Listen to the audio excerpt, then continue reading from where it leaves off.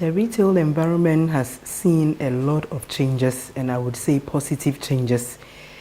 The industry is growing rapidly, growing at a very interesting and rapid pace. 15 years ago, 10 to 15 years ago, we only had, let's say, one shopping mall.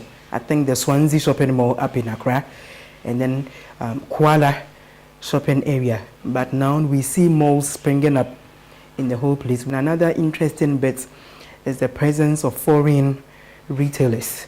The ShopRites, the Game, the Truworths, the Payless from all around the world have decided to make Ghana one of their business destinations. So the industry is growing.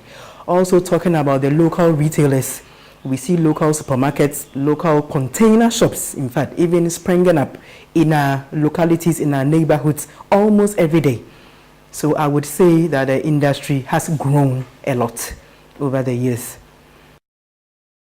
Challenges in sector, yeah, there is. Obviously, it's a growing industry, so it has its own challenges. And number one, I will talk about is competition. I mentioned all these shops who are foreign retailers, and then we have our locals too who somehow are doing what they are doing. So as a retailer, you now have a lot of people to compete with.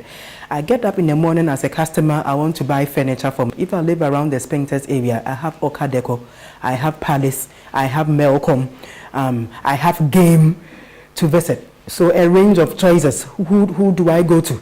So a retailer working or operating in this era should bear in mind that, hey, I have intense competition to operate in. And then the second has to do with staff. Staff, I would say it's very limiting. Because the industry has now grown in a short space of time, the staff that are ready to work, I would say, haven't got the adequate skill set.